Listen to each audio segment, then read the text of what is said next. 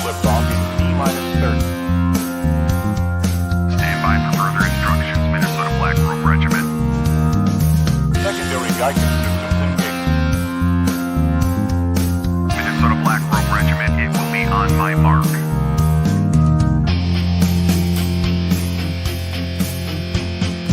All systems are a go. All systems are a go. Minnesota Black Robe Regiment, you are over the target. You are authorized to fire at will.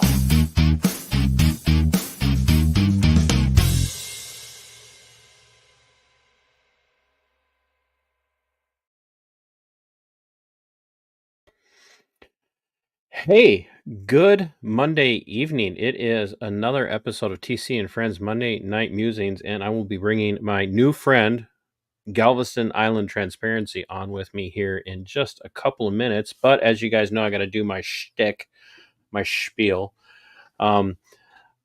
because I want you guys, those of you that are regular viewers, if you haven't done so yet, already hit that like button, hit the share button. Throw this out into the ether, wherever it might be. Get it out there, because this is going to be a really good conversation. Git, I just call him Git now whenever I talk to him, because that's where we're at. That's where we're at. I just call him Git. But he's got a really interesting story, and has a lot of things going on down there on Galveston Island, and we're going to get to that. But I'd love for people to be able to watch and to learn. And if you are new to Galveston Island Transparency, I'd like for you to head over, subscribe to his channel. Make sure you're watching here or there. And if you're coming over from his channel, thank you for watching. I hope you will sub to mine. And if you are a regular viewer of mine, see that little join button down there somewhere. I don't know exactly what side of the screen it's on. Am I close? Am I somewhere in here, right there, maybe? Hit that join button and pick a membership level. I am still looking for someone to step into the top level of support and become a show producer. And when you do that, you will get credit in live streams and pre-recorded videos. You will get credit as a show producer. And if there is something that you want talked about or something you want promoted as a show producer, I will throw that into the stream. I will make sure that people are aware of it. So yeah, and if you want to know why it's so important to me, it literally helps me keep the internet and the electricity going. I gave up a career where I was making a whole hell of a lot more money than I make doing what I do now. And so the channel memberships and the super chats and the super thank yous and the views and all of that are absolutely foundational, fundamental for me to be able to keep doing what I'm doing. And I'm incredibly thankful for every one of you, whether you are a subscriber, a channel member, a regular viewer. Everything that you do helps, because it pushes me in an algorithm and helps me keep things going. So without any further ado, I'm going to say hello to everyone who's here, and everyone. Veterans Affairs Media has been cyber stalking me, and he's claiming that I am his baby daddy. And I just want everyone to know it's true. I am AVA's baby daddy, because there's no way in the world we want him to reproduce on his own. He needs someone to step in and provide the good genetic material so that his children are actually attractive. And I can't imagine what his poor other half goes through, having to be married to that hairy veteran. So yeah, anyway, without any further ado, hello, sir. Hey, how's it going? Sorry you had to sit through that. No, that's all right. No. Got a nice little intro there. How are things down on Galveston Island? Not hot, not wet, so I'm gonna collect good. What's your definition of not hot for September? Man, it's under 90. At least it felt like it. So, and the sun. So under 90 in under 90 in Galveston Island or on Galveston Island is considered not hot in September. Yeah, not hot at all. No, no, heat index would be probably usually in right around hovering around 100, and with 70% humidity. So Yeah, yeah, I had over 90 today. So yeah, in Minnesota, in the literally in the dead center of September, that is way warm for Minnesota. So yeah, yeah. Well, I'm I not remember when I I'm lived in not Oregon. cool with that. I remember when I lived in Oregon. Time, this time of year it would end up actually being like 102 or 104. Because it's just late summer. But Oregon? yeah, oh yeah, the Central Lime Valley gets super hot during this time of year. Really? That's a Yeah. I never would have pictured that for September in Oregon, but Well, anyway. Oregon's got a xeric climate, so for the last half of the summer, it doesn't rain a drop. People can, Oh you know, yeah, live. it's definitely a semi-arid. I used to live in Missoula, and Okay. I was talking about that with Cliff after after the show yesterday, actually, and we were discussing because he lived in Missoula, Montana, for a while, and I have a hard time getting people to understand that Missoula is the highest. It's the largest city in a desert, semi-arid desert setting Yeah. that sits like right on the continental dividers. It's like, you know what? It's just because people have to have some reason to have their city have a claim to fame. Yeah. It's that's Missoula's. No doubt. So We have the biggest rock for 100 miles or whatever it yeah. may be. And Other then than the fact large that corn. Cliff, Missoula, other than the fact that it had, Cliff of the Vigilance Committee on, in their registry of people who live there. And folks, by the way, if you haven't yet, you need to go check out the Vigilance Committee. They do great work, and I know that. Do you want me to call you Git or should I call you Bruce? You can just call me Bruce. It's fine. Oh, all right, I didn't. Yeah, that cat's far out of the bag. Far, The far, cops call me far. first, and they think They don't call cops you call me Git. for no, no. So I saved that pretty much for my European viewers because they get a kick out of it. So, but Oh, no, the cops are the cops like call me by my name because they think that like somehow it's like doxing me or something or But I don't know. I think it's kind of a little comical. it's funny that you say that because I had that. I did. I went to the court.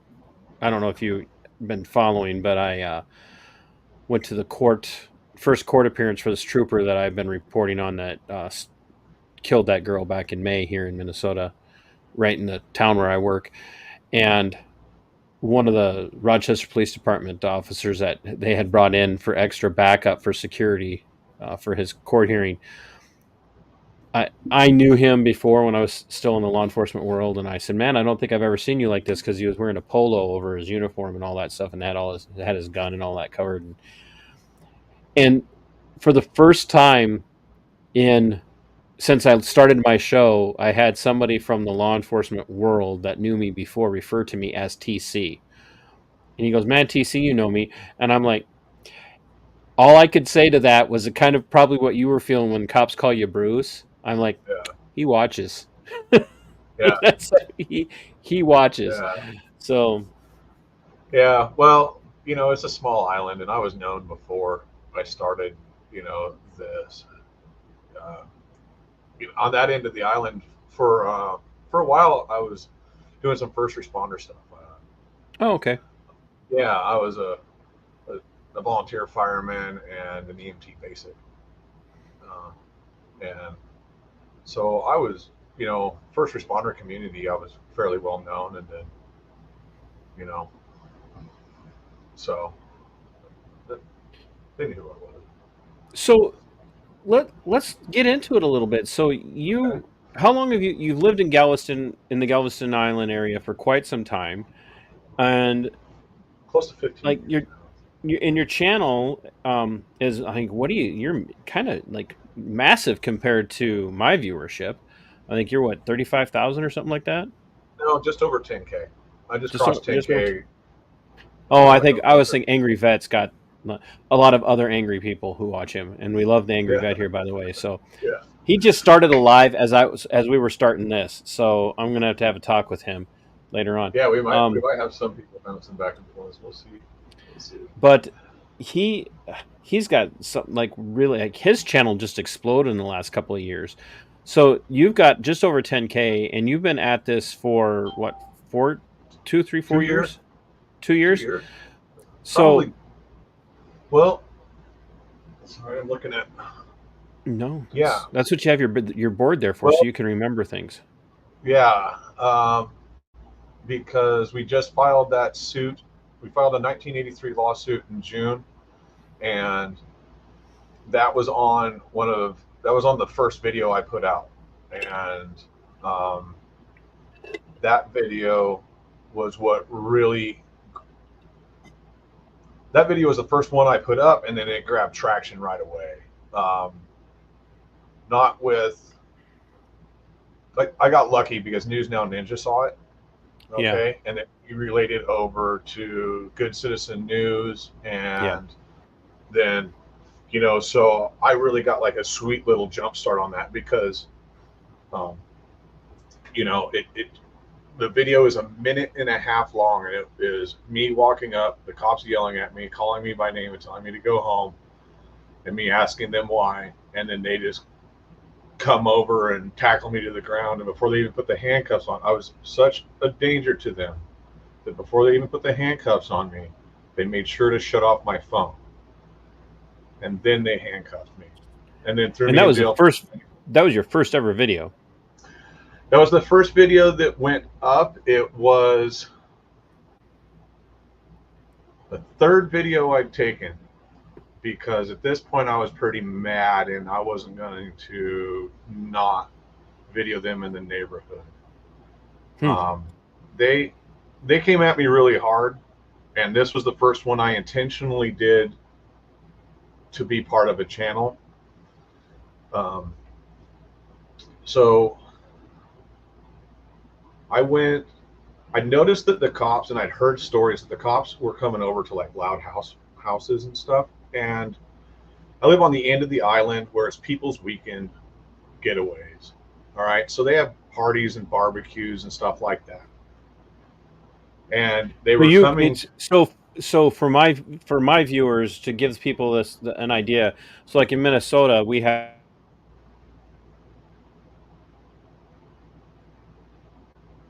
Hold on. so okay. What's going on Yeah, you kind of. there? I don't know what happened there. Did I lose you? Yeah, Did I you didn't freeze or lose did I freeze? on my end. It So looked like in Minnesota, people have like in Minnesota, people have weekend cabins. okay. They'll go away for hunting trips or on the weekend to the lake to go fishing, and they have cabins. And in Minnesota, what we call a cabin for most people is like a second house. Is that kind of what you're talking about? Is these are Yeah, properties they own, but yeah, it's where they go for the weekend. yeah. So most of these, like when I moved in, they're like 800 square foot, 2 bedroom, 1 bath beach houses. Mm. And you come down on the weekend, any of the siding that's falling off, you throw a couple of nails in it and you go fishing and barbecue. You know, and so it was nice and simple. I liked it. It was a lot of plant workers and pretty down to earth, salt of the earth people. So it was pretty cool.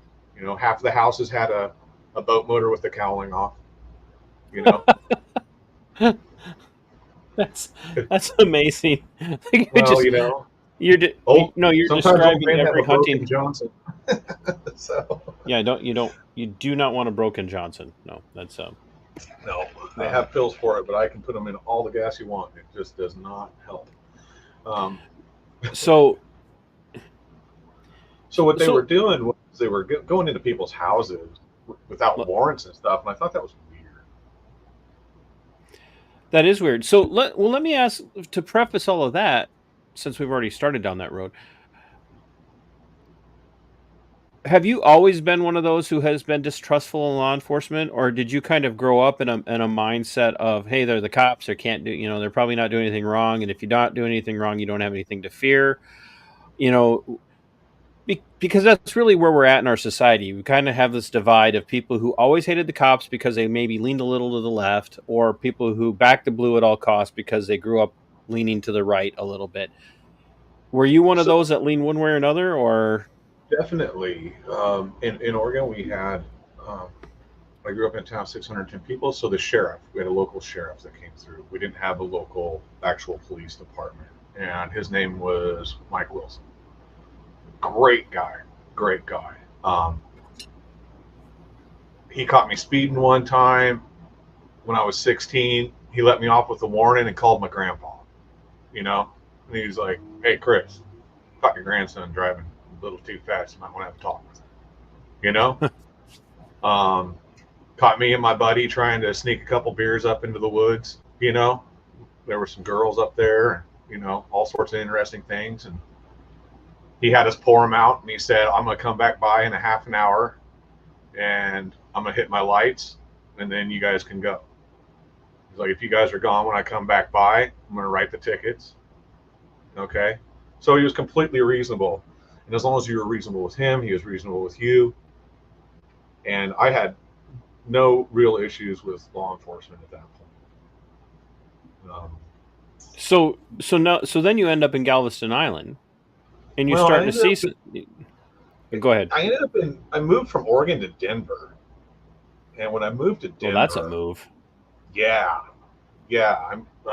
I moved to Westminster, which is right next to Denver, like proper, like the border is right there. My high school is actually in Denver, and that's when I really started to see like the police thing happening. And then you know, I was 18 years old with a motorcycle, so you know, like there was Oh, kind of a thing, you attracted attention. yeah. But even at that point, I was still of the mindset that as long as I was good to them, they were going to be good to me, and it was going to be all right. And for the most part, that worked for me okay. But I had some friends of color and that were living in different neighborhoods, and I could definitely see how the police acted differently in those neighborhoods. So I was suspect. You know, I recognized there was something going on, but I had no problem with the fact it wasn't happening to me for the most part. There were some times when Isn't that pretty apropos for just about everybody? It's like, as long, I get it. They're probably some out there that are doing bad stuff, but they're not doing it to me. So best to just stay out of it. Uh, yeah. But I so mean, I about remember at times if I was out with my friends, you know, I had a certain group of friends that if it was after midnight, they just threw me the keys of their car because if they drove home, we were going to get pulled over. But if I was driving home, we weren't. And hmm, you know that I was the token white guy, man. And that's I have been the token white guy. So hey, it is I, what it is. yeah, absolutely. So So you end up in, kind of going through that younger life, still kind of having that same, as long as I don't mess with them, they're not going to mess with me. Not an animosity towards law enforcement, kind of a begrudging respect, so to speak. yeah, And you end up settling. I dare I say, as an adult. I don't want to yeah, speak for you if you don't claim the title of adult, or if you don't identify as an adult, because we know all that matters is how you identify these days. Um, so as an adult, you end up settling in Galveston Island, Texas.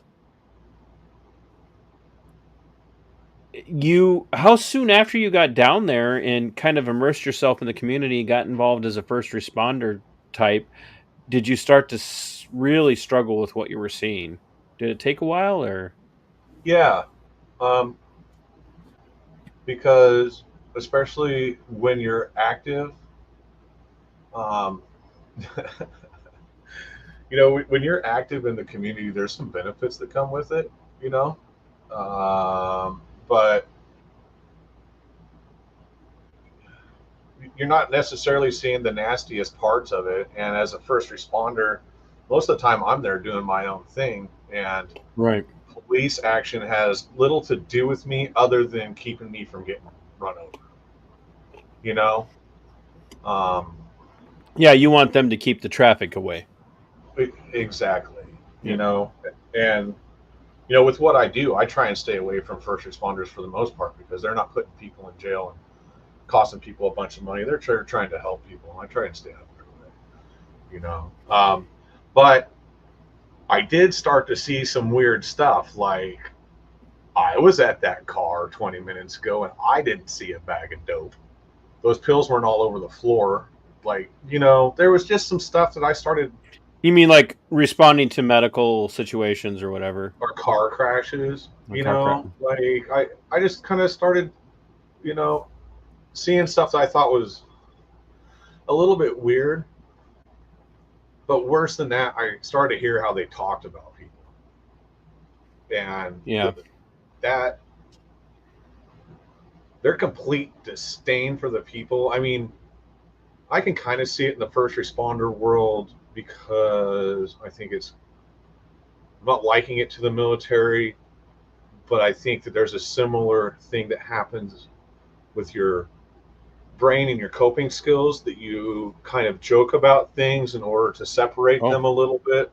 you definitely develop that hardened, sharp edge of humor and kind of the gallows humor.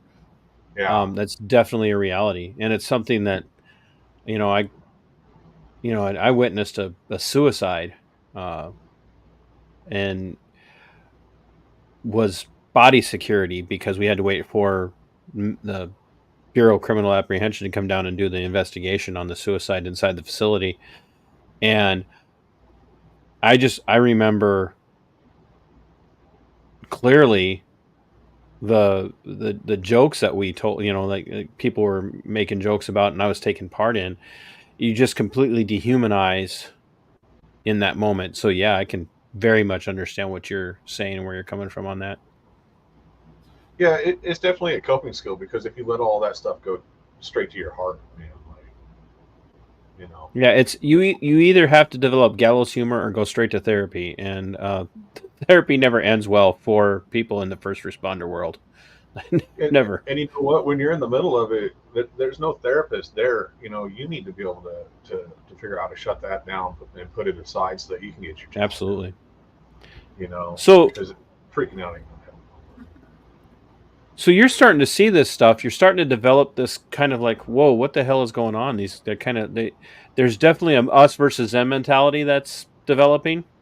Yeah, Uh, and that was yeah, well, I won't say developing. You're picking up on it. yep. It was more of my eyes were opening up to um, kind of how that stuff was done and how kind of guarded it is. They kind of protect. They they don't want people to see it. And it's why body cams are such a weird thing and why we find them muting things and stuff. As soon as they start talking amongst each other, that mute button goes on because they do not want people to know that they're sitting there laughing at somebody about this or that. And you know, um, like you're saying, that gallows humor. Um, I can get that and I can understand that to an extent, but the plotting, and Yeah. the whole thing of, man, I know that this guy does this and this, and we just can't catch him. I think now might be our chance to get something on him, and that kind of mentality and the conspiring that was that Do worried you me. do you do you remember a moment or a time where it I dawned on remember, you that they were seeing every single person they were interacting with as clearly a criminal and therefore deserving of criminal treatment, or was it not quite that clear cut for you? I don't really think it was. I think it was a culmination of a lot of things because it's grown and it's grown to be a bigger thing. At one point, I actually um, thought that it was considerably focused on me. I think that a lot of times it comes to a point with certain individuals that they decide, oh, we no longer like this guy. Let's put him on the list, and um, like I know that Galveston has a list that uh, these are the people that are blackballed, basically. If you see this So guy, pull people him out up. in the community. Yep. Once they decide they've had enough of somebody, they put them on the list. They have a little hot list. They talk about it amongst themselves. I do Oh, for believe that sure. there is, you know, some verbiage and stuff. So what was it? Well, so kind of how I got started was, like I said, I'd seen that they were going into these parties. Well, I saw them a few blocks over, and they were going into this house, and I walk up, and it turns out they were there for a parking thing. The lady was actually totally legally parked. It's just that the other person was backing out and found it a little difficult not to hit her car because these are super narrow streets. This is kind of like you're saying, is like these little cabins. You know, Mm. these streets were dirt and they were intended for, yeah, you can get two cars by, but you better be doing 5 miles an hour or else you're gonna, kiss mirrors kind of thing. You know, um, but I come up and the cops are going through this house and it's a graduation party and the Wait, girl, so they came for a parking issue and they're now like searching the home? they're searching the home, and it's this girl's grandmother's house that she let her and her friends use for this graduation party. So probably half of them are over 18, half of them aren't, kind of thing. Um, and I walk up and she's bawling. I was like, "Did you tell them they could be in your house?" And she's like, "No." And I was like, "You can tell them to leave."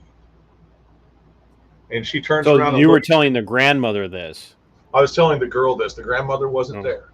So this girl's thinking that, all this stuff's going to go off the cops. It's going to get her grandmother mad at her.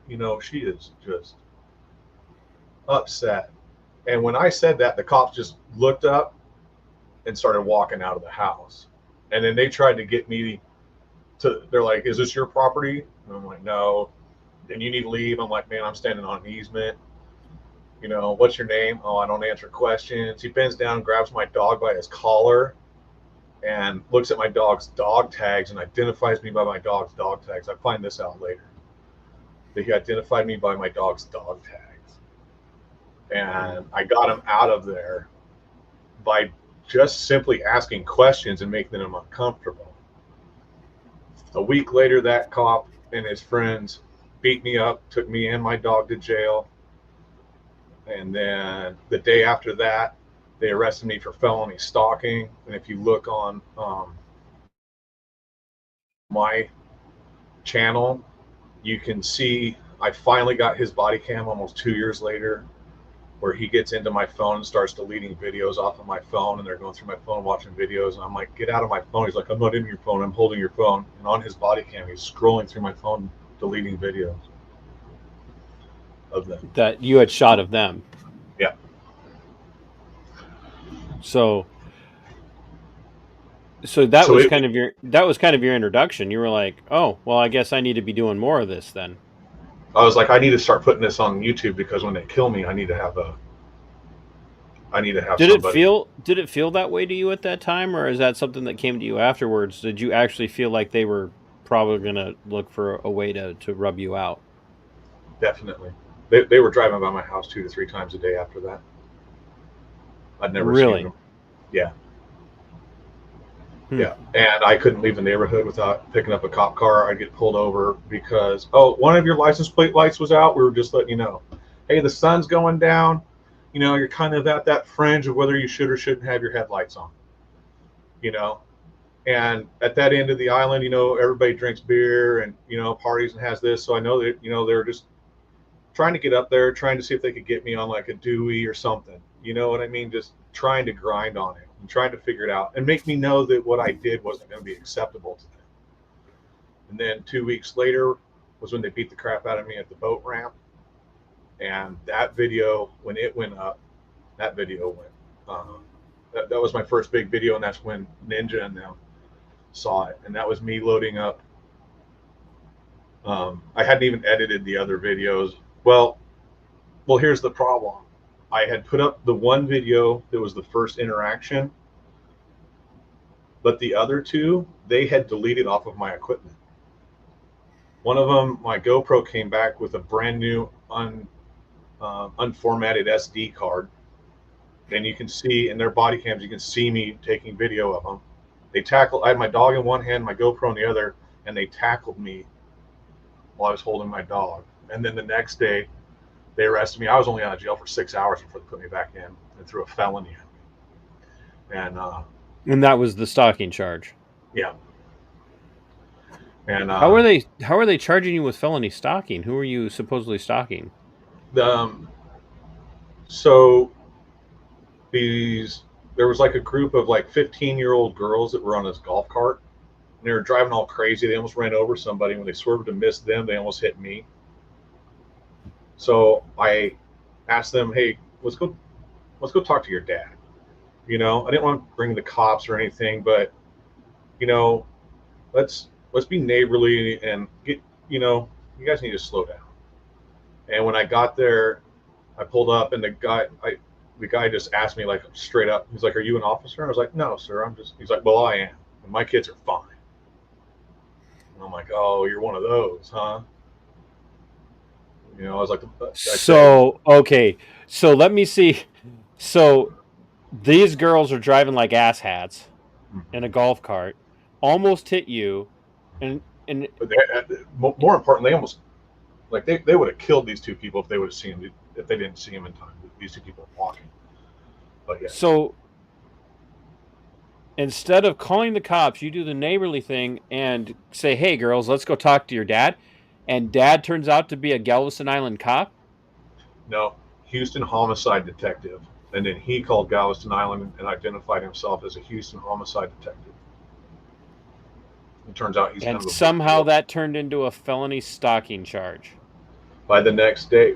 When I got out of jail, because I came back around and I was like, dude, I'm going to sit here with the camera because I know the cops are coming. I know that they know who I am. I'm not running from this. I will stand here and have the conversation with the cops. And because of who he is, they just tackled me and took me to jail. Because I told him he was a piece of shit, so they arrested me for disorderly conduct for telling him he was a piece of shit. And um, and then they took my dog to the dog pound because I wouldn't let them. They're like, well, if we take your dog to your house, we have to go in your house and put him inside your house. I'm like, you guys ain't getting in my house, man. That is not happening. All right, then we're taking your dog to the pound. So that was how that was. And then I got out of jail the next morning, got back to my house, went and checked my mail, saw that those people were still there at the rental house. It was an Airbnb thing. And I drove by their house one time with my camera out so that I could get all the license plates, some CYA, make sure I know who's there and what's up, so that if it does go south, I at least have There's no way that falls within the descriptor of felony stalking. No, and yeah, the magistrate, when he saw it, he just started laughing. He was like, "Why is this guy even here?" He's like, "This is ridiculous. This is absolutely ridiculous." And that was the thing. They couldn't get anything to stick, so they just threw a felony at me because it comes across as felony stalking of underage kids, man.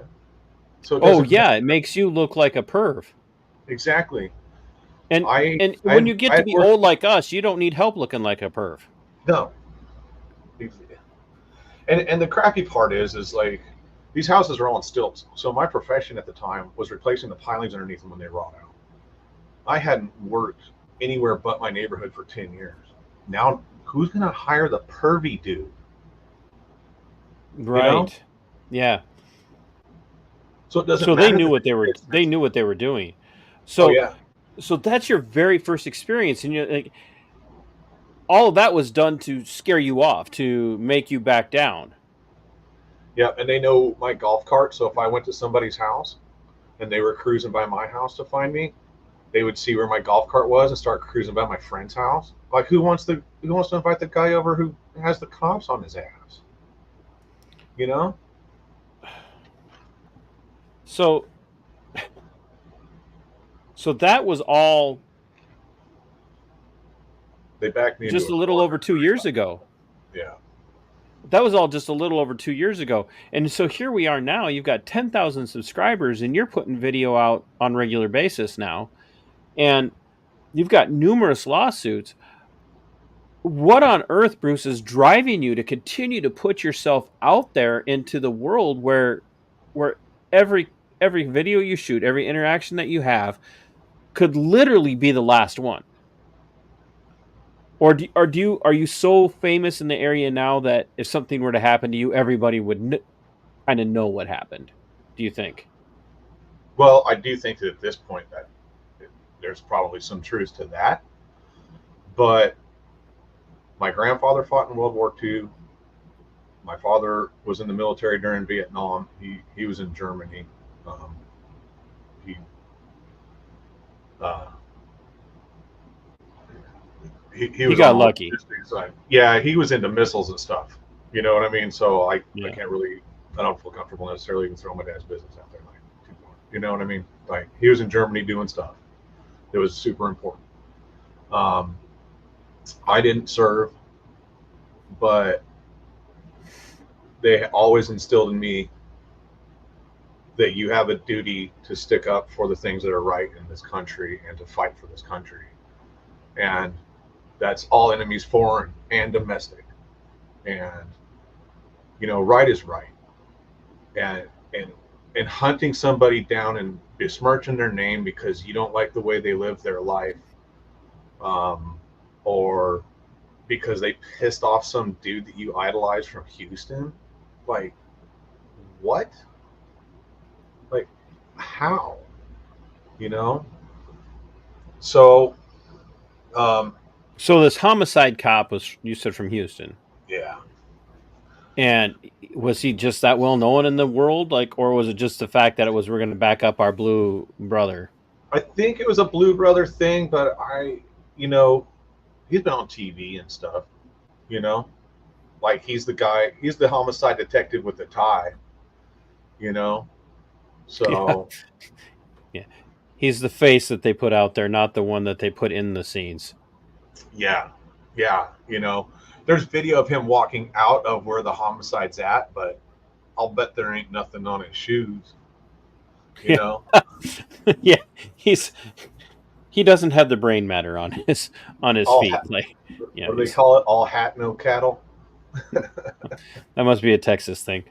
Yeah, I thought it was pretty apropos when I heard it, though. I was like, yeah, I get it. You know, I used to just call them in Denver. I called them shiny boots. Like, yeah, you ain't got no shit on your boots. You ain't a cowboy. So, how many lawsuits do you have now?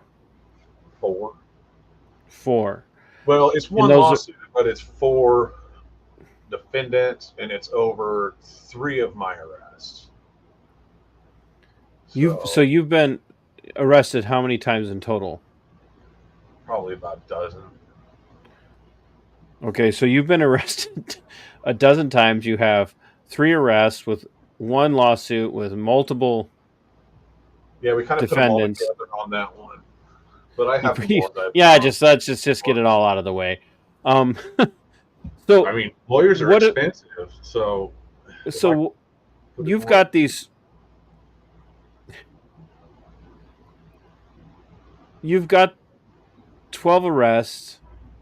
We're aware of the first 2. Just without going into detail, just kind of walk us down the other 10. Oh, so what started happening? In 2 years, bro? You've been arrested 12 times? Oh, I got arrested 7 times in 6 months or something like that when it was first fired off. So anytime they'd see me, they'd just say PI. Like, he's drunk. The only reason he's out here is because he's drunk. You know? And I'd be like, dude, give me a breathalyzer. You know, let's, you know, whatever. But the way that it's set up in Galveston. Wait, so they were spinning it as you just would show up with the camera because you just had a few too many Longhorns? Yeah. And our Lone Stars or whatever the hell you guys drink down there. And for me, it was Miller Lite, but you know. Oh, good Lord, don't you ever say that on my channel again. You guys and your generic macro brews. Hey, I was in Oregon long enough. I'm gonna tell you what, an IPA don't work in this heat. Makes the back of my head pulse. So they would just jump to the conclusion that you were only out there because you were drunk and feeling your oats. And I don't even think that was it. It's No, just but that's what they were saying. That's what they were accusing. well, it requires zero proof, and I have to spend 22 hours in jail or spend the money to bond myself out. But they put me on the slow track, so even if I paid the money to bond out, it would be You 18 hours. so you just would sit the 22 anyway. Yeah, So they yeah. didn't have to prove you were actually drunk to arrest you for public intox. No, they just They have don't to have to, suspect. There's no proof required. none at all, really. Nope. So now they see you, or not now, but then they would see you and they would do that. So there's how many of those? How many of your I don't know. There's probably arrests were what, for five or PI? six. Probably Five or five or six. six PIs. So that gives us 8. Let's just say that gives us 8. There's So you got two. 4. There's two dog. They gave me a dog ticket. Then I'm two. Well, they gave me two dog tickets. One was my fault. My dog wandered off, and okay, so animal at large on one of them. The other one, they gave me an animal at large that night. They arrested me at that cop's house because I didn't have him on a leash. I was holding him by his collar because I'd left him at the house, but he knew something was up, so he jumped the fence. Like my dog didn't jump the fence, but he knew something was up. He's a good dog. He's like, oh, Dad's in trouble, so he jumped the fence, and but I had him on my, I was holding his collar. He wasn't like running around. Excuse me. But they went ahead and ran an animal at large ticket on it. So, and then one interference ticket, an interference in a PI, and then he gave me, um, um, they arrested me for, what did they say? Impeding a sidewalk and, of course, a PI. They just, he They automatically just put, now they just see Bruce and they're just like, yeah, you've got your own in the city ordinances. They've just got a category of Bruce. yeah, yeah, yeah. So actually, their definition of PI is just a picture of me. And it's anyway, just we like arrested this guy for a PI because he looks a lot like Bruce. So we just kind of figured we'd cover our bases. you just. Oh, what'd you get this guy on? We got him on a Bruce. Yeah. Oh Yeah, man, he not looks like another Bruce. one. He looks like Yeah. Bruce. You know, I shouldn't and be like I laughing, said, but that's all you can do in these situations. well, I used to party a lot, man. Like my house was 2 blocks from the beach, and I get in my golf cart and go to the beach, and we drink beer and play horseshoes and shit. I mean, like it is what it is. But to go to that extent and to use it like that is just insanity. And Have you changed your behaviors? Or are you to the point now where you just don't drink any? I mean, and for the sake of your credibility, please tell me you no longer drink Miller Lite. yeah, I actually don't drink anymore. Oh, Um, okay. but that was kind of a little bit of a road. I had quit drinking for quite a while, but you know, as anybody who's gone through, you know, the stages of partying and alcohol and stuff like that, when you start getting stressed out and this and that, like you know, some when you're just overwhelmed, sometimes a couple of beers is pretty nice. So, but it's to the point now I can't even go to the beach and have a couple of beers without a cop pulling up behind me. So it's not I mean, even. that's how I feel every time I do a show. I just drink. Yeah. I'm just like overwhelmed. Yeah. Um, But so you've quit drinking. So, but that doesn't. still arrest me for a PI. They could still arrest you for a PI.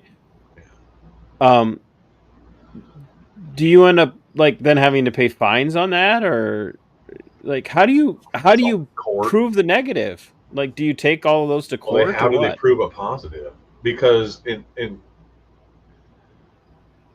in Texas, you have to, um, well, you have to be drinking or intoxicated, blah blah blah. But also, you have to be in public. You have to be drunk, but you also have to be a danger to yourself and others in order to get a public intoxication. Because you're allowed to be drunk in public, but you're not allowed to be drunk in public to the point that you're a danger to yourself or others. So they know it's never going to stick, because how are they going to prove that you're a danger to people? Unless you're like falling down drunk or running around fighting people or something like that. But standing there with a camera, they But don't. that's They know it's that. going to get dismissed, but they get to throw me in jail for 22 hours and make me sit there and eat crappy ass bologna sandwiches and plug up my GI tract. Yeah, I would not know. I would starve. Yeah, I know what jail food is like. I think, I get PTSD in the cold cut aisle now, man. It's ridiculous. he just went there. There's He no just- pillows. I dude. should. I fall asleep on bologna sandwiches, man. I have nightmares about that crap. Holy he's- hot dogs will put me in a tailspin, because that ain't nothing but a tiny little stick of bologna, man. I'm telling you right now. it's just a little stick of bologna. You're absolutely right. They're like bologna fingers. So you've got the one lawsuit. It's a 1983 lawsuit, and for those who aren't aware, you're talking about deprivation of rights under the color of law. Correct. So it encompasses, the First Amendment stuff, where they were obviously targeting me because I had the camera. It covers Fourth Amendment, illegal search and seizure of me. There's quite a bit to it. If anybody wants to look it up, just look up Redmond v. Galveston on Google, and it'll come up on that lawsuit. I forget which one it is. I forget the name of the. I don't mess up my screens if I look for it. I forget the name of it, but it'll come up and it'll show you the whole lawsuit right there. And Good Citizen News just filed another 1983 lawsuit against them, and most of it revolves around one Lieutenant Caldwell. He's a third-generation sheriff, and he believes very much in, the heavy hand. Yeah, and So he's third generation deputy for the whatever. What county is that? Galveston County. I do Galveston County. Galveston County. So he was a sheriff for a while, and then he's moved around. So he ran for sheriff and won, and is no longer a sheriff, but they kept him around as a lieutenant. He ran for sheriff, but he's been a sheriff's deputy, and now he works for the city of Galveston. He was their Oh, so he works for the city proper, not for the sheriff's office. Correct. Though it sounds like he's trying to get back into the sheriff's side. One of the things that he wants to do is make the county jail more strict, because he thinks it's a holiday for people. The officers in the county jail have killed 3 people so far this year. They just killed a guy the other day by tasing him to death. Wait a minute, what? Yeah, they tased him, and he was having some sort of distress, so they just threw him in a cell, and they came back 20 minutes later, and he was dead. And they did it to, sorry, I don't know why. I don't know how your monetization works. They did something similar to a lady back in like February.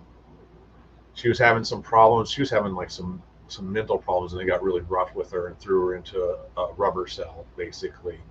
But came back like they hadn't checked on her in over an hour, apparently. 3 in just this year alone, though?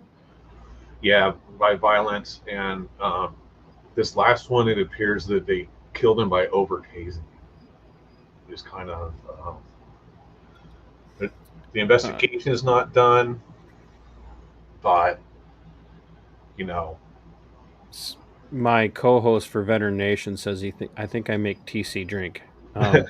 You're not wrong, Skipper, and that should have been worth a lot more than $1.99. So a lot of people end up pregnant when they drink. I'm just saying. Please never, ever, ever imply that Skipper is getting me pregnant. STD is leaving. Oh, He's got a STD is going to bed. I hate it when my STD leaves to go to sleep.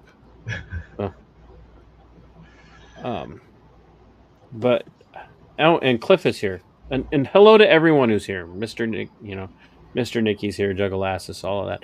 I can't keep up with everybody. I try to stay focused on my guests, but I'm, like I don't have a Nikki like Cliff does, who gets to do all the button pushing. I have to do it all on my own. You guys should all feel really bad for me because I don't have a Nikki. So That's wild. Yeah. No, I'm over here just trying to monitor the other screen because I think a couple people are kind of bouncing back and forth to make sure that we both get some views. between my stream and your stream, like this, Yeah. trying to keep our views up. Oh, We can use you all all need to go to every TV in your house that. and watch. You I did that with my chicken streams this weekend. know, yeah. I had it on my computer and I had it on one of my TVs. So 2 of the views of my chicken streams. That's funny. When I first started, to have 10 views on something was just awesome. It was just so nice to see that it wasn't just me watching my videos. Your own videos, yes. Because I had 3 accounts, 3 YouTube accounts, the Galveston one, but then like my personal one, and then I found another personal one that I'd had from years ago that was on some other, so I was logging into them and making sure that each account put a like and and but it is, I was so happy when I got 10 subs. I was like, oh man, I'm on my way. I broke 100 and I thought it was cool, and then it's funny that you say that because the day I launched my channel, by the time I got home from my very first protest where I was interviewing people, I think I had like 7 or 8 subscriptions, and I have another channel that I don't use all that often at all, but it's got 101. Where I had just enough subscribers where I could like come up with my own where you can customize your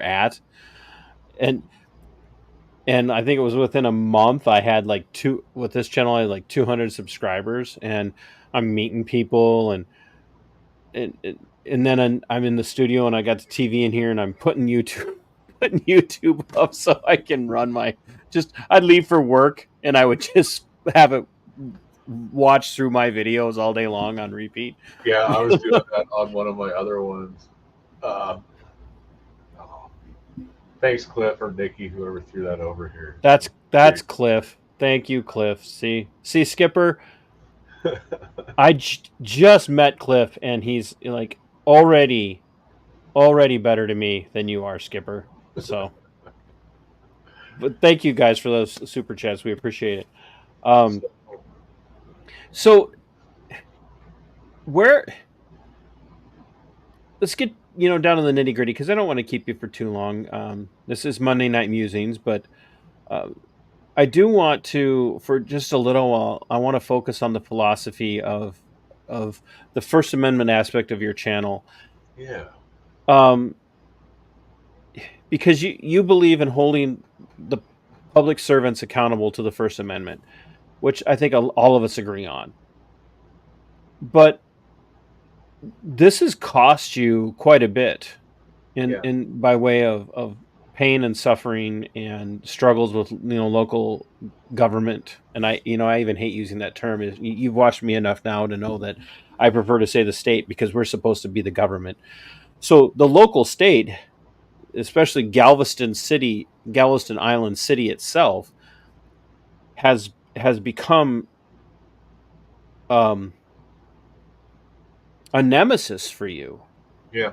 Yet you do business, if I understand correctly, you almost own a business in that respect in town.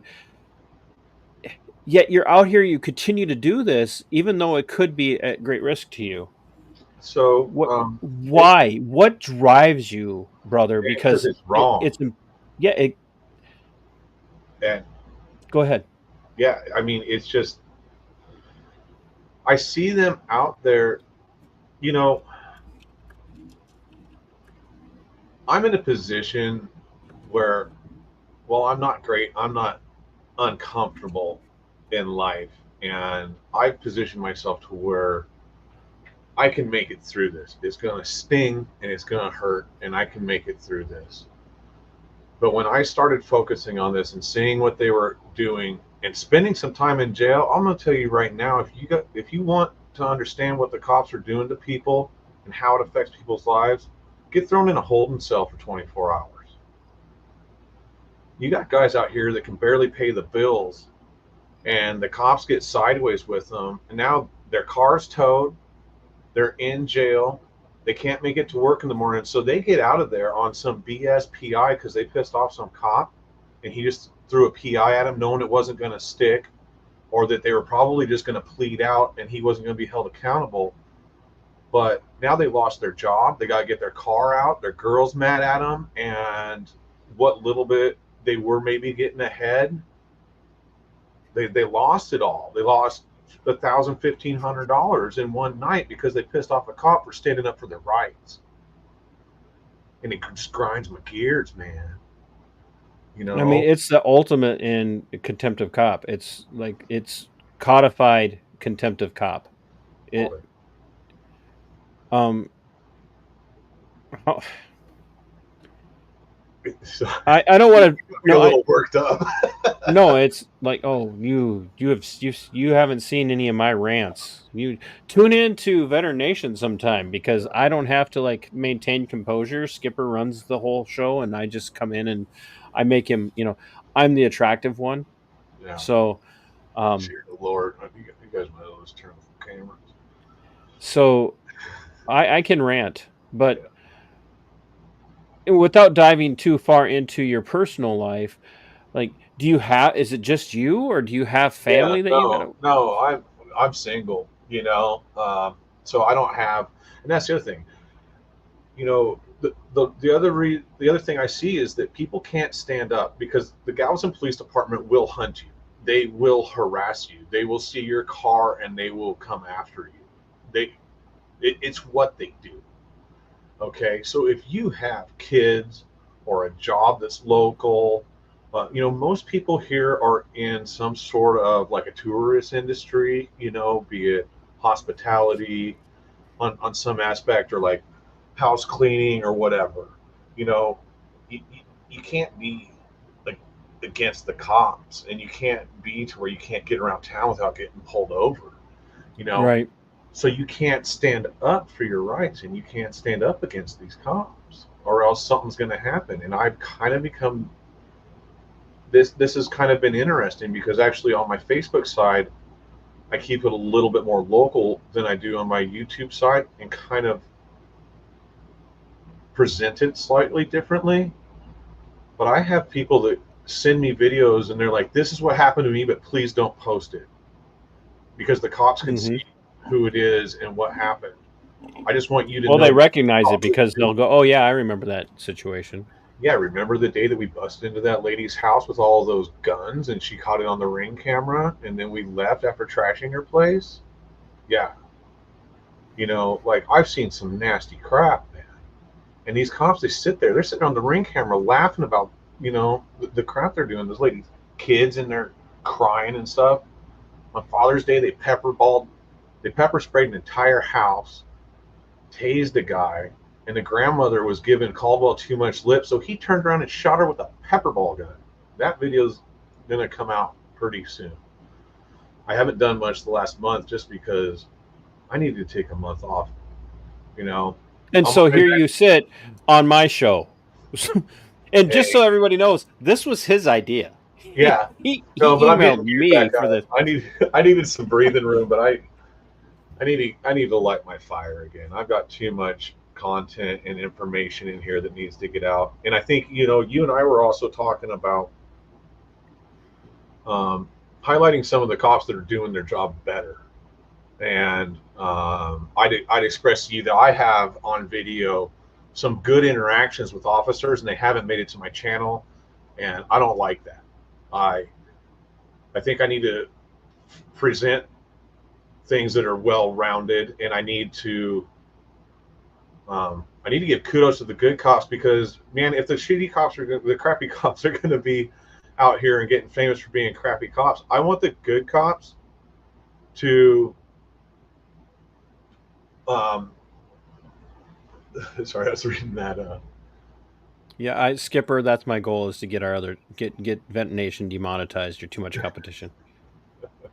So, sorry. Yeah, no, but I want the cops that are doing the good work or doing it in a better way. I want people to see that, and I want people that are watching my channel to recognize that there are certain officers that they shouldn't be as concerned about. Because one of the things I do on my channel is like Ewing and Caldwell and Williams and Calderon. Like there's a couple of officers that are out there, and I'm like, when this guy shows up, watch your ass and shut the F up. All right? Absolutely. Fifth Amendment. Like, just stop talking. There's some other officers out there, though, that while you shouldn't be incriminating yourself on anything, you can talk to them. You don't have to be as guarded. You know, I've seen them be reasonable with people. And I think that they should be credited. You know, there's a couple of officers that when I point out something that they're doing wrong, will actually talk to me about it or try and look it up. And, you know, if you mess up, that's one thing. But if you can admit that you messed up and find the solution, then, you know, I think that that's huge because that's what we need.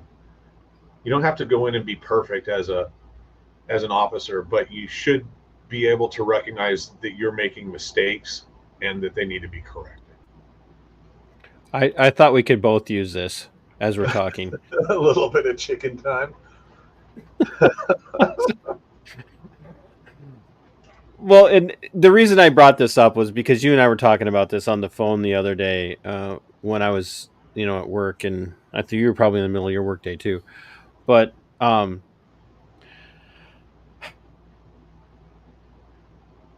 of the reasons that I started this, stream was because I wanted people to be able to come to the channel and see that there's a way to think about liberty, think about freedom in a relaxing way.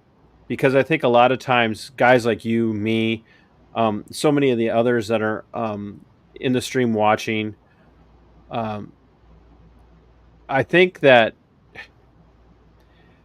we get so focused on the fight that we do forget to step back and take a breath. We do forget to sit back and um, enjoy life. And I think that's what you were saying is just where you were at. You were at a place where you needed to sit back. Yeah. No, I And was.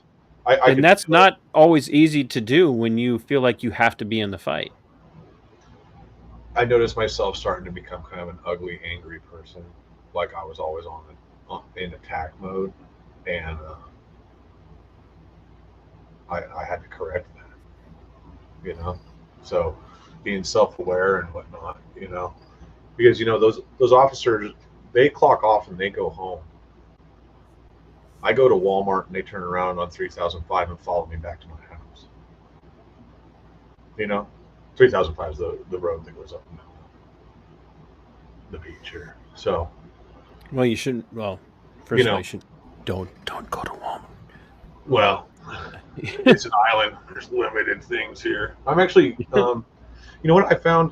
We'll see how this works out. But I found for meat, I found like some farmers who are processing their own meat, and so it's cheaper if you can buy it through them. And There's nothing better than like backyard raised chickens, by the way, for eggs. yeah, I'm actually wanting to get some chickens. I'm trying to finish up some fencing, and I'm even thinking about a couple of ducks. I got a pond here. So, I think The heathen says bad connection, bro. I don't know who the heathen is. Oh, that's on my end. So, okay. So, it. I can really relate. Like a couple of weeks ago, I was doing a live stream in front of the courthouse after I went to watch that that trooper's first day in court, and I was just broken. I was just broken, bro. I felt like I was in the fight alone, There was and a squirrel. That was a chipmunk. Yeah, well, squirrels. Chipmunk. And you notice that Hildegard came over and was. She's gonna eat him. Oh, she was like, go ahead, sit there for just one more second. I'll velociraptor your ass in a heartbeat. But I was just broken in the sense that I just really did feel like I was in the fight alone, and I think part of it is for me is I am so incredibly isolated. So like we had Snarky User in here who is semi-local to me. People hear that he's from Minnesota, and they're like, "Oh, well, you got somebody close," and I'm like, "Don't think you understand how Minnesota works. Yeah. Like it's not. It's Texas might be the biggest state, but Minnesota gives it a run for its money in some situations. Like it's from where I am to the extreme northern part of our state is almost an 8-hour drive. So like it's not like I could just pop in the car and show up, and, and have somebody else show up. Well, you have to drive around all them lakes, mud puddles everywhere. The land of 10,000 lakes and 10 million taxes. Hey, do you have a rooster? No, I don't I don't have a cock out there. I just want everybody to be aware. No roosters. No roosters, man. Yeah, Chad Catter is in Minnesota, and there's 7 hours between us. I've never met the man face to face. We're working on getting him on the show because he's got a lot of really great insight. But you get to the point where sometimes you feel alone, and like even in your case, you've got people in your area, like literally local to you. Yeah, like Harvey Freeberg comes down and helps out quite a bit, and there's some other guys that off and on come down and help out quite a bit. But even though we do join up sometimes, we kind of all do our things independently as well, and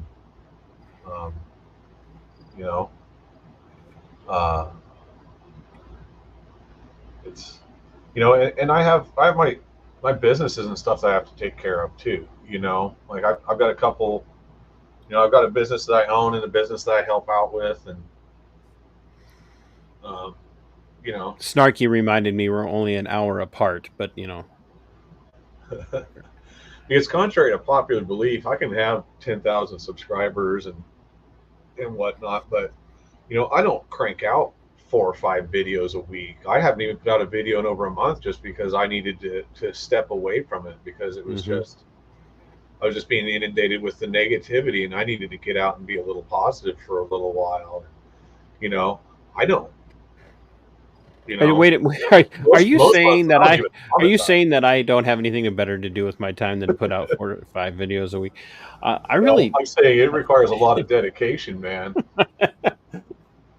But lives and stuff are different than what my content though. I go out, I drive around for hours and hours and hours, and then I find something, and then sometimes it's not even worth posting. You know what I mean? I'll spend 8 or 10 hours out in a night, and I might get content for one video. I spend, all that gas money and probably some log burger or something. You know what I mean?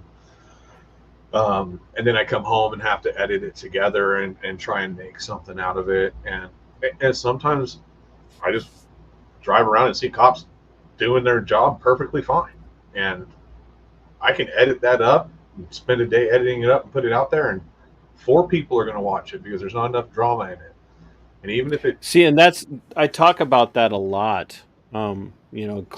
Cliff, what I talked about with Cliff and Nikki yesterday, like when I tell people like what I do, this, and some of the other stuff that I do, like this isn't sexy for some people, but I think it's, thank you, Deb. For me, it's I think it's vital. And Cliff and Nikki were both very supportive, and when I brought that up, in saying that it's the thing that you do is vital as well. But I get what you're saying is like you kind of get to a point where you're like,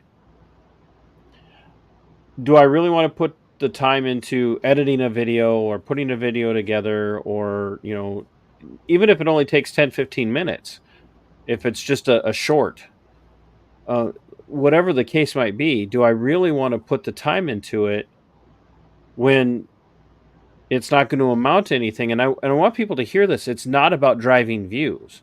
It's not about just getting people to pay attention to you. It's about your life. You have a life, and there's always, I don't want to say a risk, but there's always a cost benefit analysis that you have to do. Whether it's a video highlighting negative behavior or highlighting positive behavior, what is the response from your public, from your viewership? What's that response going to be?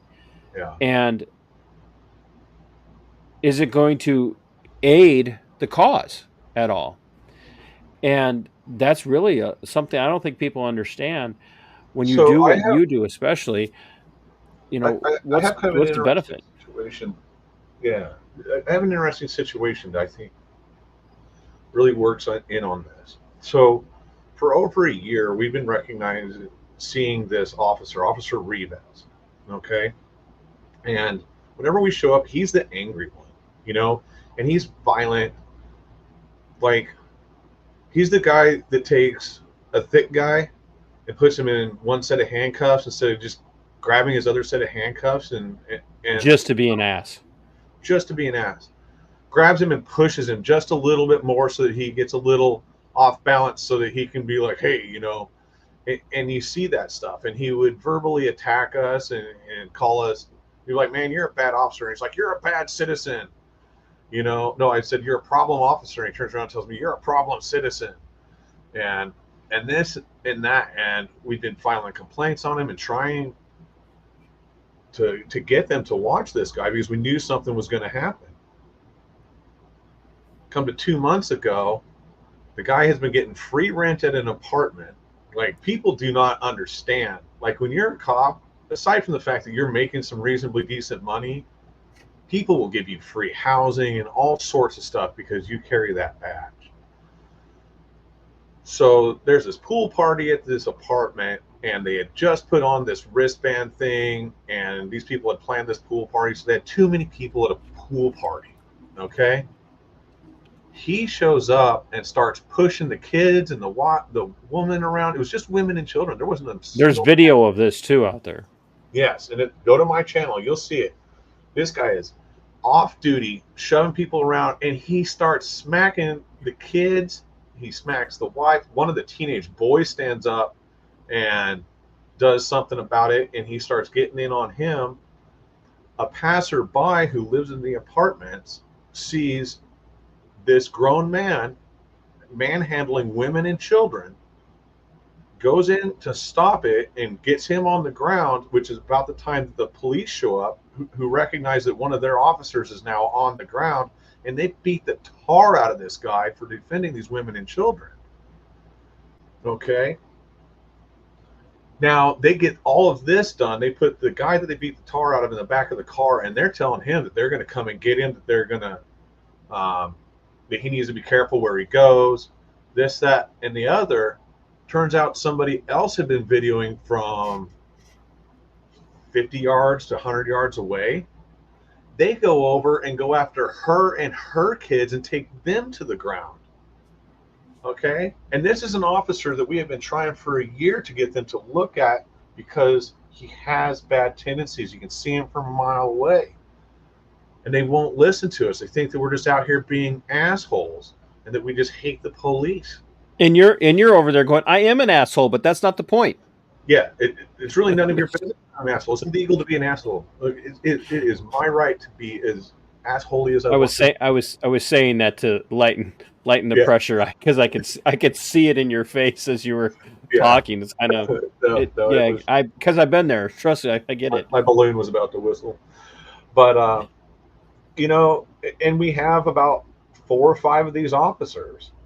Caldwell especially. This guy oversees a bunch of them, and then which is very telling, very, very telling. When they're all underneath one lieutenant. They're all underneath one lieutenant, and they all have the same mentality. That doesn't mean they wouldn't have that mentality, but there is something to be said for the reality that maybe it is cultural. Well, and I'm sure that when they recognize that an officer is a certain way, or there's got to be some of this whole like, I want this guy on my team kind of thing, or whatever goes Yeah. on. Gosh, I'm the only one watching my stream. We've Well, well, you know how attention spans are. I'm very fortunate to have my very supportive base that comes in and they will watch an entire 2.5 hour chicken stream. yeah. Um, So, so but most no, people can't that's handle anything these days over 10 to 20 minutes. So well, and I guess part of what I wanted to get to about that was that when it came time to showcase this guy's bad behavior, we had it on video.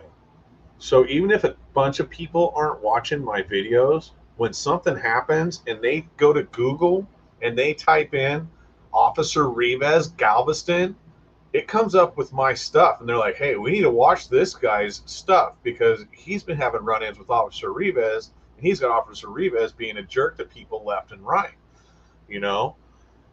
And like I have people that they give me a hard time for going at a couple of these officers pretty hard because I know who they are. They're like, well, he was being totally fine to you. I'm like, today, but the other day, he did this, this, and this, and and I'm not going to let that stuff slide, you know. Um, and and I say, you guys thought I was being hard on Rivas, and look at what he turned out and did. I'm telling you, right. I can tell you which ones are losing their crap. They've been a cop too long. They've seen too much, and I really kind of think that we need to get. Let me throw this at you. This is a little slightly different direction here. I kind of think that we need to get the SWAT and the military actions out of the police department and in the hands of the National Guard. Because when it comes to military action within our borders, it should be handled by the National Guard. And maybe we should change the training of the National Guard. Take these guys that want to be SWAT guys to bum rush houses and do this military action that I'm not Not going to saying. get any arguments from me. So Yeah, I'm not saying it doesn't need to happen sometime. If you got a house full of dudes doing bad things with a bunch of guns, man, you guys got to figure out how to get in there. But it shouldn't be the police department. The police are supposed to serve a different role than that. Not to get all Barney Fife on it, but well, I've been pushing on this for a long time, even before I left the law enforcement world, that we have got to stop the militarization aspect of law enforcement. And I'm a firm believer that there needs to be an immediate stop on recruiting of former military into law enforcement as they're leaving the military. I think there needs to be a 5 to 10 year freeze on that and that was the thing that immediately. I noticed about Rivas. Like when we'd have a shooting downtown or something like that. Like, man, there's a lot of this stuff where, some kid's got his disco stick out and he does a mag dump, into the air just to, I don't know, be a kid doing a mag dump. I don't know, Did you nobody's just getting say shot disco at. stick? Yeah. Uh, but, but, Rivas was one of the first ones that would show up. And that guy, I'm telling you right now, he'd go to the back. He's literally gunning to gun somebody down. Dude, he's got his assault rifle out, and I'm telling you that thing party. I ain't saying it ain't. I'm not saying I wouldn't like to, have it. But he is so happy. He's like, yeah. Like the first time you go to a strip club, man. That guy is just like, you knew that he, I'm pretty he's sure just that I'm pretty sure that every guy's response the second, third, fourth, and 30th time they walk in the strip club is the same as the first time. So yeah. I'm just Yeah. because when the dancers all know you by name, that's when you've got a problem. So I don't know. I started getting tired of it and then going to the economy club, and it's just not the same. you don't please. I don't want to hear any descriptions of When you're what you saw tipping in there. quarters, Who's the cheap ass that gave you a quarter? They all did. uh, When you as we get ready to wrap this up, how far along in the lawsuit are you? And They're starting to offer stuff, and Texas isn't one of those places where it's super. Sorry, I was getting parked. Texas isn't one of those places where you're going to get a bunch of money out of a lawsuit. Texas or California, like that. Something happens, they're going to give you $1 million. Well, I'll be lucky if I'm even halfway made right on what it's cost me. And one of the big things that I'm trying to push for here is they try to offer some. Basically, they have a deductible with their insurance company, and they try and stay under that deductible so they don't have to dip into the insurance, because once, just like your car insurance, if you keep hitting the insurance button to get the payouts done, you start to become uninsurable. And that's my goal. My goal is to make them uninsurable so that they have to find something else to do, or find a different way of taking care of it.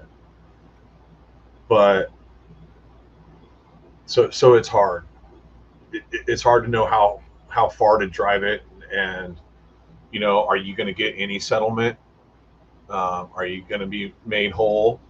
I mean, they tased me, pepper sprayed me, beat me in my own driveway.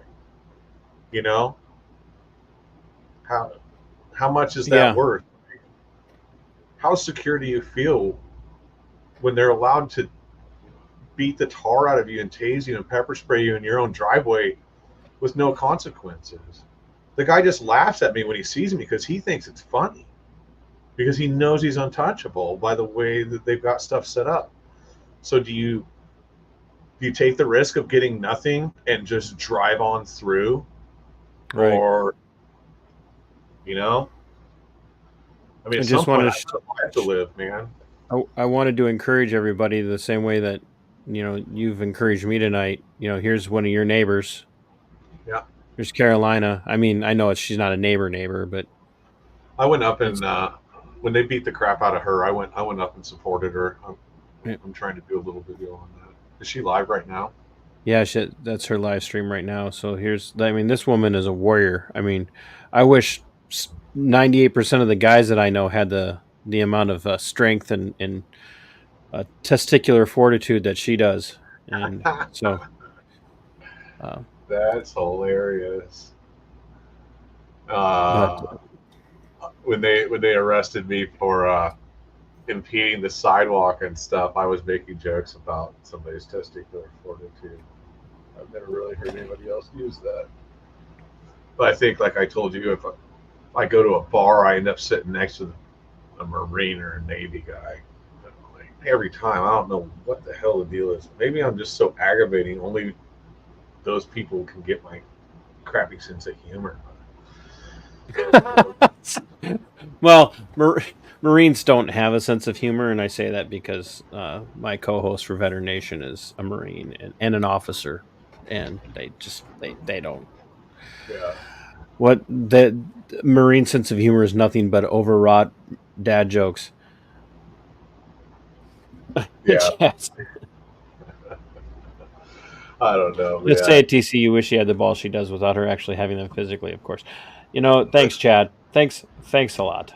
So, But and for those of you saying all the really nice stuff about me in the chat, and I, you guys know I don't do well with that, so I very much appreciate it.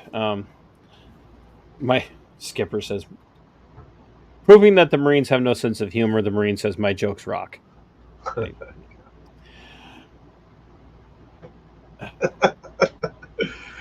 no, don't encourage him.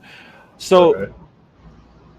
uh, you think you're going to start looking at putting on some more of the positive interactions, like you said? Definitely, I'm going to start editing those up. I have. Um, I want them. I want them to be put out there because I know what I do. I see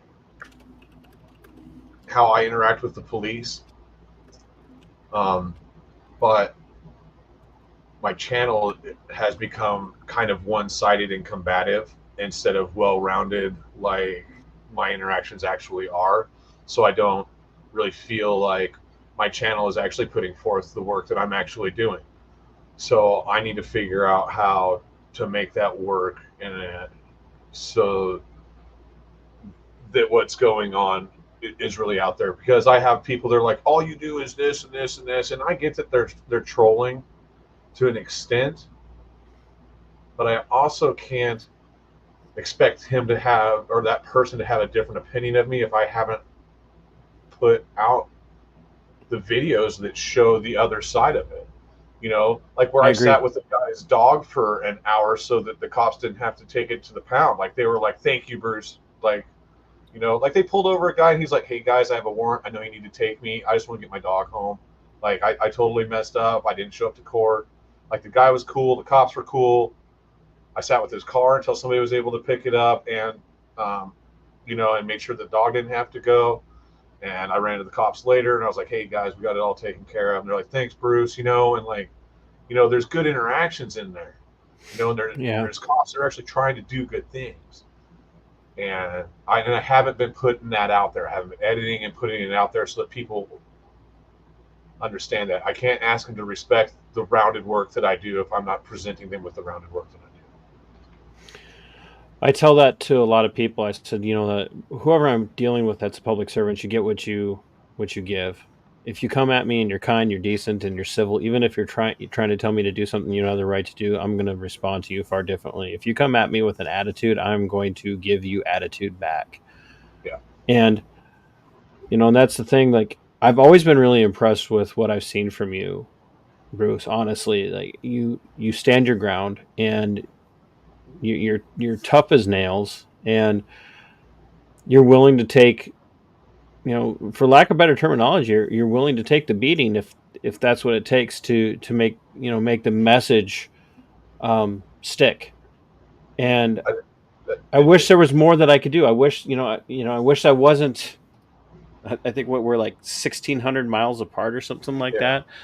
You know, I wish I wasn't 1,600 miles apart. I would love to be able to come down and partner up with you. And I wish I had that kind of money, but Yeah. that I Be could able to just, you know, deploy. bob down Yeah. for a weekend or whatever. But that's why when you reached out and said, "Hey, let's do a show together," you know, I You know, was not all my so videos are great.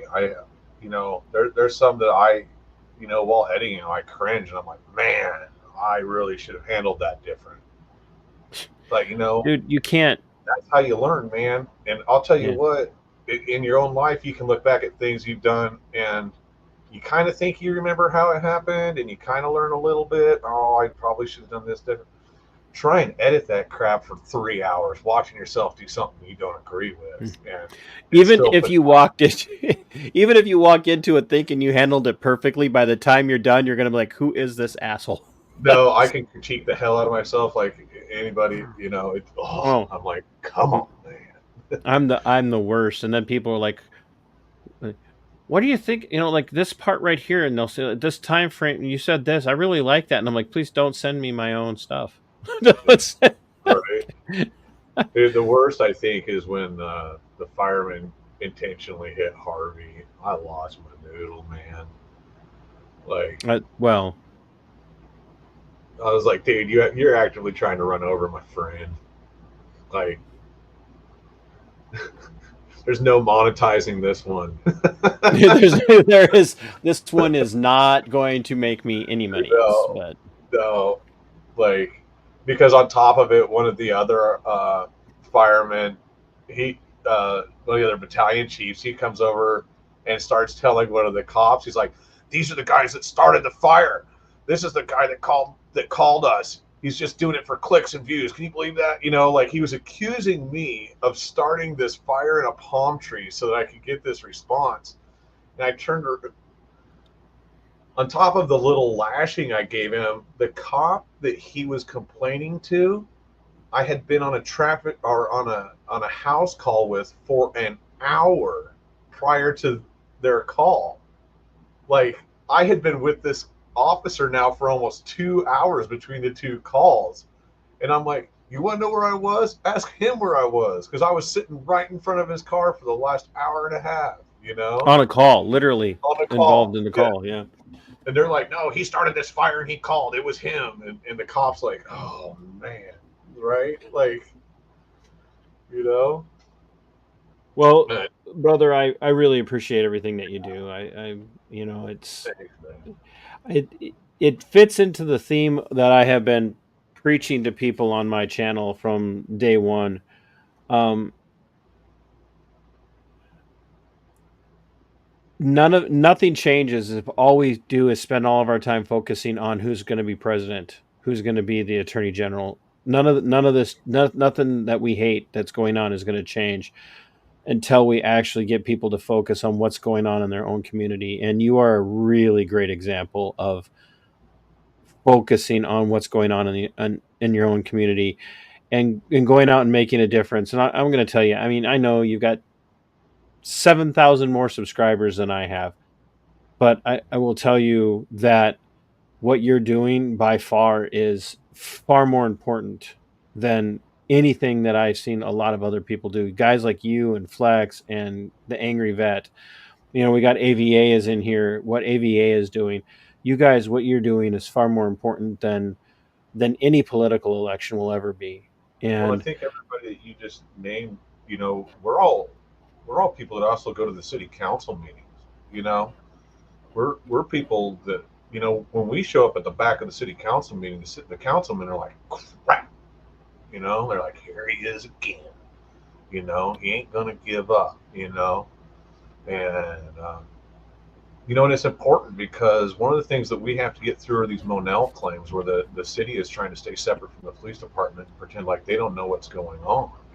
And if we keep going to city council meetings and telling them what's going on, it's pretty hard for them to say that they didn't know. They're like, oh, why don't you call us or give us an email? No, I'm going to do it on camera in front of your face, and I'm going to give you all of my information so that if you choose to do the right thing, you can call me, you can email me, and we can find a solution. But if you want to continue to ignore me, then that just proves that you are liable because you know what's going on and you choose not to do it. You hired a subcontractor to police us, and you are not taking care of that subcontractor. one of your viewers, the Heathen, says under Chief Haynes, GPD was great, no arrest policy. They fired him because he refused to enforce unconstitutional orders. And that's what happens. They get rid of the ones that stand up and say, no, we're not going to do that. Yeah, Heathen's been around here for quite a while. I think he pretty much grew up around here. So, and then Skipper says going to now do a Veteran Nation episode where we just watch old TC's old videos. TC will not be on the show that night because I hate my old crap. But anyway, Bruce, man, I cannot thank you. Wrap this up. So Yeah, I cannot thank you enough for what you do, and I mean that. Not just coming on here tonight and bringing your crew over here to watch.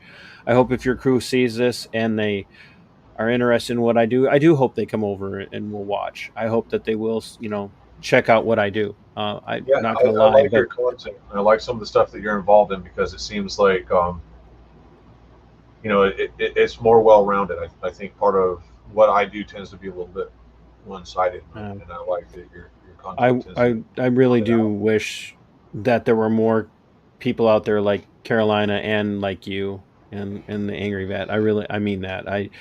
I have so much respect and admiration for what you do, and it's I feel the same way about you as I do about what Cliff and Nikki do. You guys all are hitting on all cylinders and are firing on all cylinders, and you're hitting different issues and bringing the community together. And I can't thank you enough for that. And I really appreciate that you reached out and said, hey, let's do something together. And if there's ever anything I highlight for you, man, you reach out to me and let me know. Yeah, no problem. I appreciate it. I like doing things like this. I like letting people know there's a person behind that camera. So, and I think something like this really does show people that you're not just some loudmouth out on the streets. You're a loudmouth at home too. Yep. It's just how I am, man. I just walk how I walk. It's a free world, man. And and for your relaxation, I am planning on doing another chicken live stream this weekend. So That's awesome, Leon. I'm trying to figure out. Yeah. Oh man, come next week though. I'll send you. I'll shoot you a message because I have another channel that should have a bunch of videos coming up. But I'm gonna have a couple weeks of cool stuff on a different well, you a different you side of get life, guys. you get out of here and stay in touch. All right. Let Yeah, me we'll talk know, to you. like I said, if there's anything I can do for you. Yeah. Thanks everybody for coming in, man. I really appreciate Absolutely. And thanks to you for putting this up on your channel and bringing your crew in. it. Yeah, all four of us. Hey, I Yeah. will take. Hey, I haven't There are posted in streams. months. There are TC and Friends Monday Night Musings where I get 5 people that watch. So I will take all 4 of your people. Right So, on. Hey, you have a good night, TC, and good night to everybody and else. you too, man. We'll talk soon. I'm going to close and get something to eat.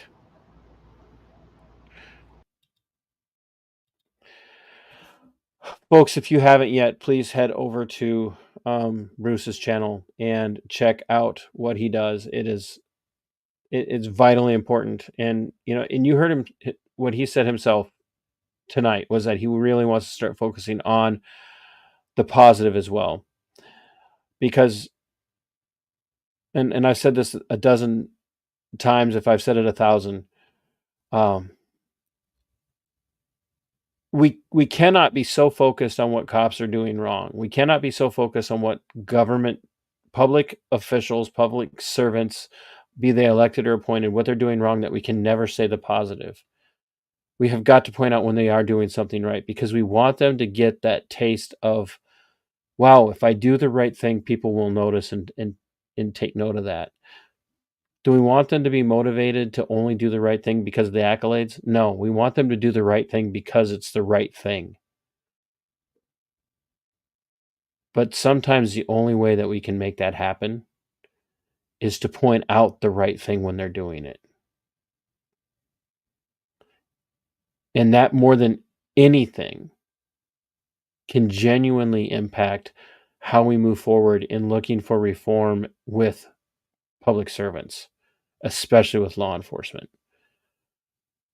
So if you have, like I said, if you haven't yet, go over to Galveston Island Transparency, check out his channel, subscribe to his channel, and let him know that I sent you.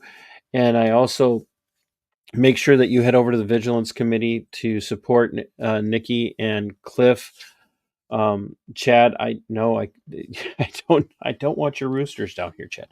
That I'm already having a hard enough time keeping my chickens. They're coming for my chickens big time. I just got another letter. Just strangely enough, where did it go? Here it is. I just got this letter. It was postmarked the 11th, 2 days after the city council meeting that I went to and called out the mayor. Postmarked on the 11th, but where's it at? So I went to the city council meeting on the 9th, and on the 10th, this letter was written. I just want people to realize that. Called out the mayor for his garbage on the 9th, and on the 10th, this letter was written and sent to me on the 11th. So you could say what you want, but I think we all know why that letter was sent the next day. But yeah, anyway, let them know when they're doing stuff right, and that you'll back them up when they're doing the right thing. And we're going to have a far greater impact when we actually are calling out bad behavior. And one last one, we've got the Veterans Affairs media in here. This guy's in the thick of it, folks. This is a fellow vet, brother in arms. Got a massive amount of respect and love for this guy. If you haven't yet, you need to go to his channel and watch him and promote him and help him get his content out there, because he's in the fight for his very VA care. They are doing everything they can in their power to keep him from getting the care that he earned. And we're doing a little joint project together. I don't think I'm spoiling anything, but I know he's working on putting that together and putting that out very soon. So head over to a Veterans Affairs Media and subscribe to his channel. And when you do that, let him know that TC sent you. Folks, I can't thank you enough for watching. I can't thank everybody enough for all the support. I have a surprise coming for you guys. Well, I'm not a surprise. I have a treat coming for you guys. Cliff and Nikki highlighted a video where I had a very brief interaction with State Patrol Sergeant last year, where I called him out for parking in a no parking zone, and a bootlicker jumped all over me like a redneck on a t-shirt in Georgia in June. I dug those videos up, and I'm actually going to string them all together in a nonstop format so you can actually see it in all its ugliness. Cliff encouraging me to do it. I'm not proud of how I talked to the guy after the fact, but I'm not ashamed of it either. Sometimes when a bootlicker sticks his nose in where it doesn't belong, he needs to get his nose smacked. And that's what I did philosophically. I didn't get into a physical altercation with him, but I let him know just how much of a punk bootlicker he was. And so because Cliff told me that I should do it, I'm going to take Cliff's advice because he's older than me. Everybody knows Cliff's very much older. Cliff's very old. I mean, Cliff's a little older than me. So I'm going to follow the advice of my elder in this situation. And I got Bruce off screen just laughing at me for picking on Cliff. But I am going to work on putting that out. It'll be up for members only first. It'll be up for members only first for about 12 to 24 hours. And then after the members have a chance to watch it and chastise me for how I talk to this bootlicker, it will go out for everybody else. So if you want to see it before everybody else gets a chance to see it, then you need to join and become a member. And like I said before, I am looking for that one person to pick that top level of membership and become a channel supporter or a producer. And I will give producer credits. And if there's a project or something you're working on, you want promoted, as part of that will be to promote your project or whatever you've got going on within reason, as long as it's not like kidnapping Gretchen Whitmer or anything like that. We don't want that. We're not going to support that. But thanks for all your support. Thanks for watching. Thanks for sharing. Thanks for hitting the like button. And thanks for the super chats tonight, Skipper and Cliff, and all of the comments, guys. I love seeing what you guys have going on. And sometimes it's hard when I don't have a Nikki, producing the show for me, like Cliff does, the great button pusher. Sometimes I have a hard time paying attention to the comments section because I'm trying to pay attention to my guests or my co-host for the evening, if you will. But I really do appreciate every single one of you. Everything that you do, no matter what level you do it at, is greatly appreciated, and I cannot thank you enough. So as my friend Monica, who made this sign for me by hand last year and sent it to me, she took my tagline and she put it on this very nice handmade sign. And I know most of you have seen this enough from me already. You know how my show ends. So I'm going to do this. I love you guys. And until next time, fight for your liberty. It is yours. Fight for your freedom. It belongs to you. And Sic Semper Tyrannis. We are going for liftoff in T-minus 30. Stand by for further instructions, Minnesota Black Robe Regiment. Secondary guidance systems engaged. Minnesota Black Robe Regiment, it will be on my mark.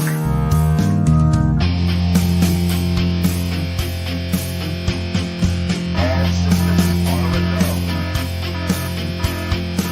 All systems are a go. Minnesota Black Robe Regiment, you are over the target. You are authorized to fire at will.